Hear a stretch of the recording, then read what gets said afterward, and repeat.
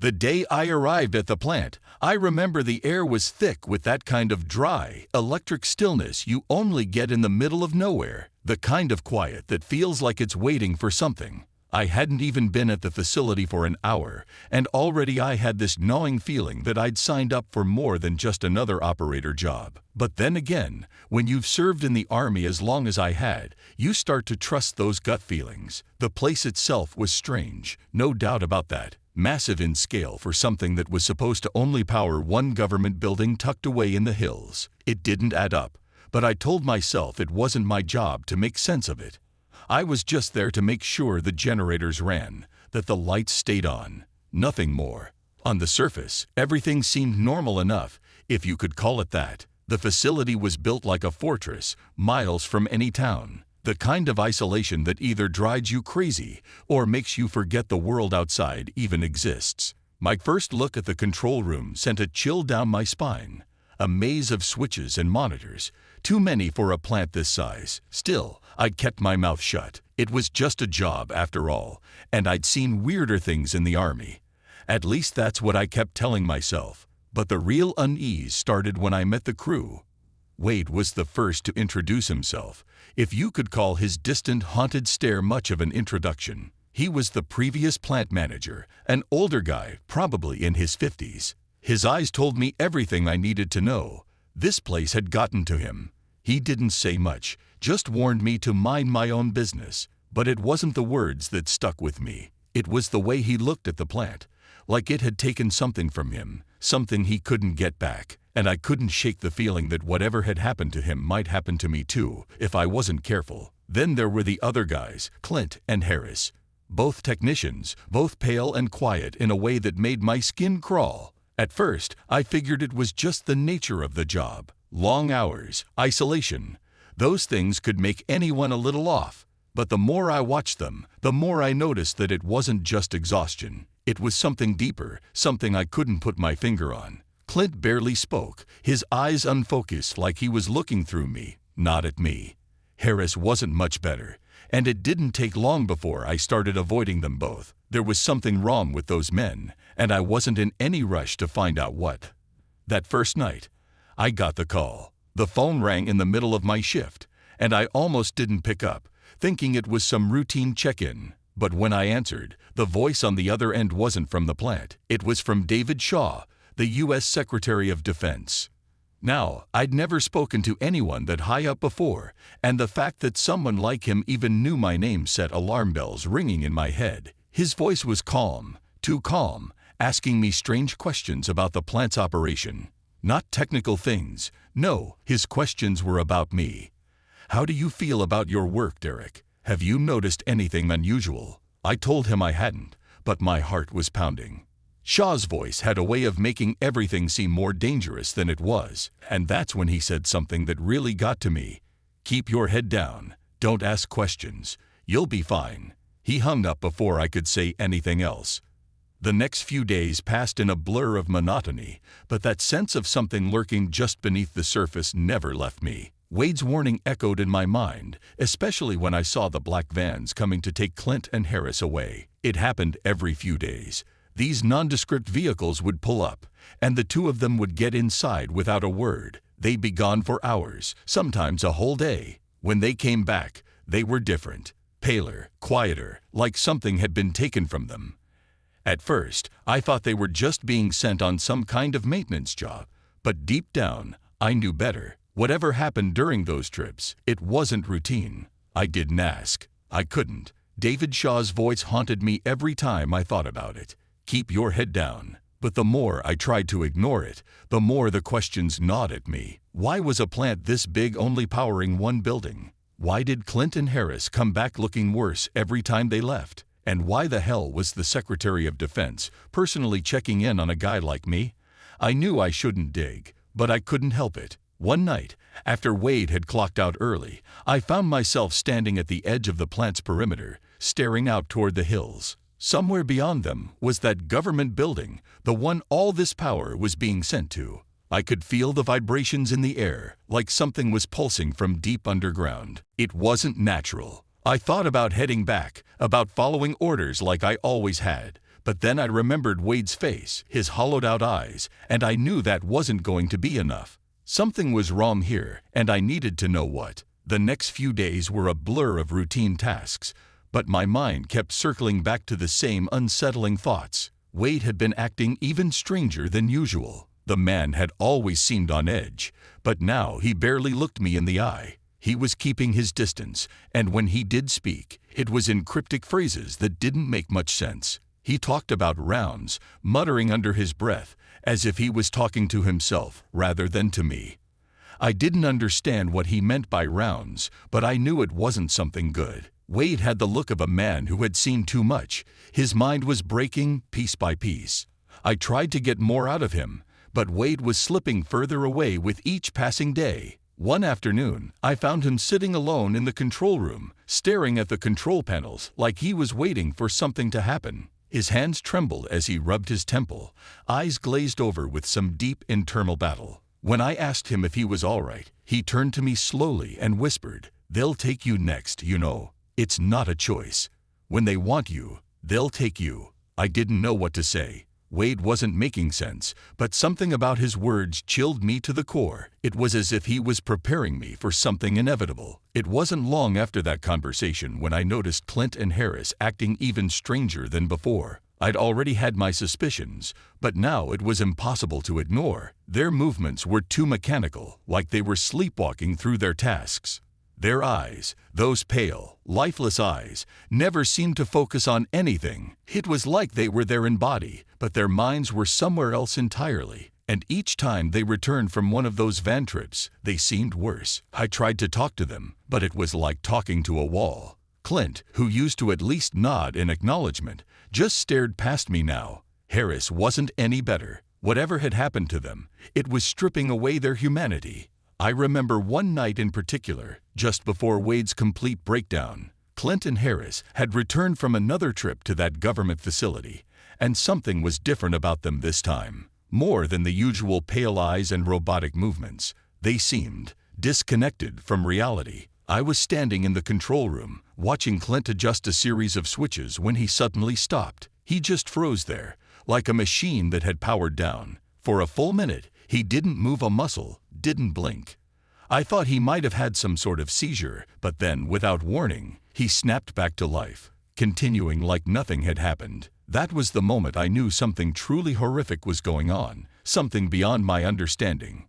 Wade's mutterings became more frantic after that. He started talking about how they had taken him through multiple rounds, and that he was on his fifth. He wasn't sure if he could take any more. Each time, "It's like they carve off a little more," he said, "like they're scraping away pieces of your soul." I asked him what the hell he was talking about, but Wade wasn't making much sense anymore. His mind was fraying, unraveling under the weight of whatever he'd been subjected to. I didn't push further because part of me didn't want to know, but I couldn't shake the feeling that Wade's fate was tied to Clint and Harris, and by extension, to me. The turning point came when Wade told me he was planning to stop it. "I won't go through another round," he said, his voice barely above a whisper. He was sweating, pale as a ghost, but there was a fire in his eyes that hadn't been there before. "I'm going to shut the plant down. They can't keep feeding it."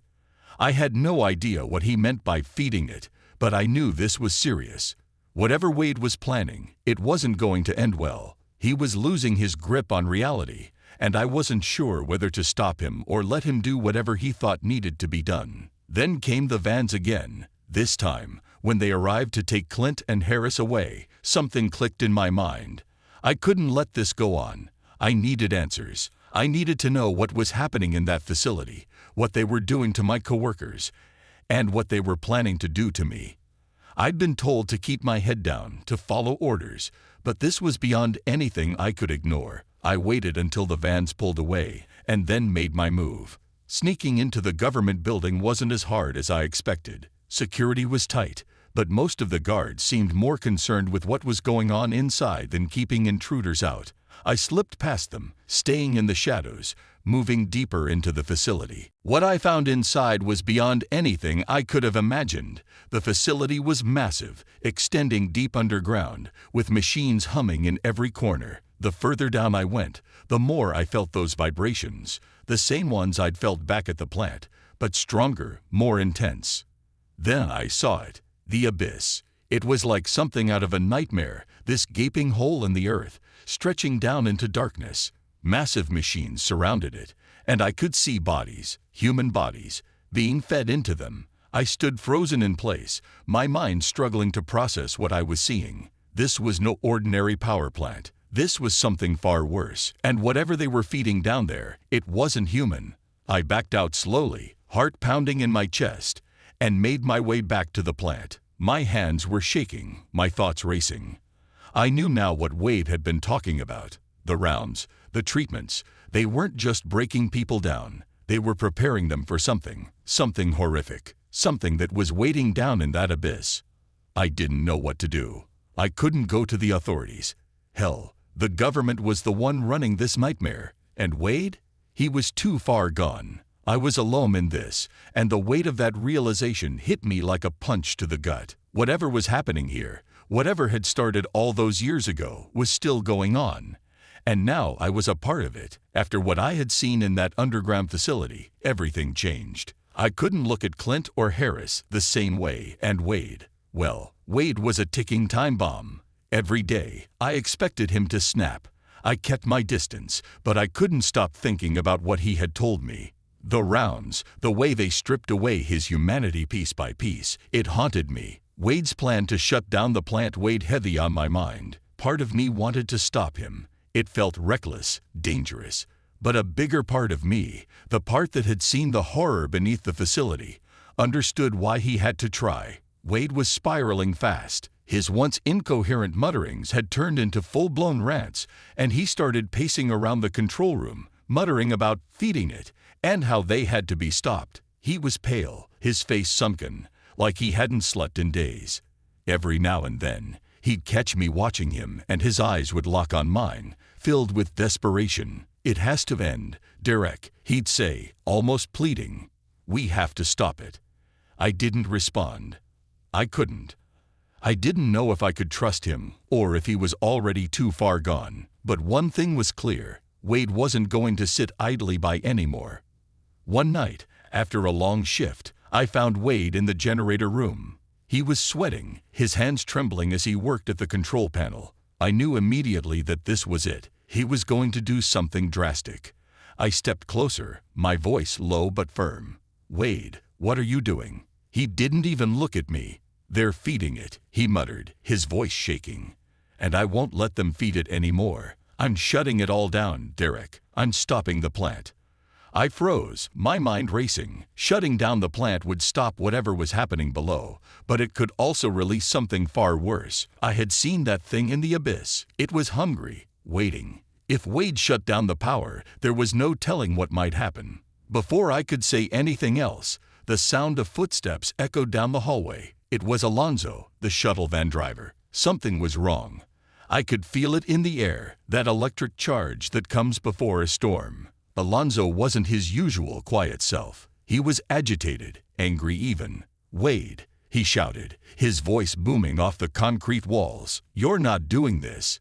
Wade turned slowly, his hand hovering over the control panel. "I have to, Alonzo. You know I have to." Alonzo's face twisted into something between rage and fear, and in an instant, he pulled out a gun. Everything moved too fast after that. Alonzo lunged toward Wade, and before I could react, shots rang out. Wade stumbled back, his hand clutching his side, as blood started to pool on the floor. My heart pounded in my chest as I rushed forward, but Alonzo was already standing over Wade, the barrel of his gun still smoking. "You don't know what you're doing," Alonzo hissed, his voice barely human. "You don't understand." Wade, gasping for breath, looked up at me, his eyes wide with pain. "It's not too late, Derek," he choked out. "You can still stop it." But there was no stopping it. As Wade collapsed, clutching at his wound, the lights in the plant flickered, and a low rumble shook the ground beneath us. The facility, the abyss, was reacting. Something was waking up.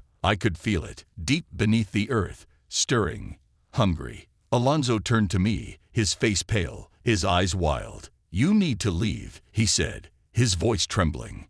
Now. He didn't wait for a response. Alonzo turned and ran, disappearing into the shadows of the plant. I was left standing there, Wade's blood pooling at my feet, the hum of the generators growing louder, more erratic. The plant was alive, vibrating with an energy that was unnatural, almost malevolent. Wade's eyes met mine one last time, his breath shallow.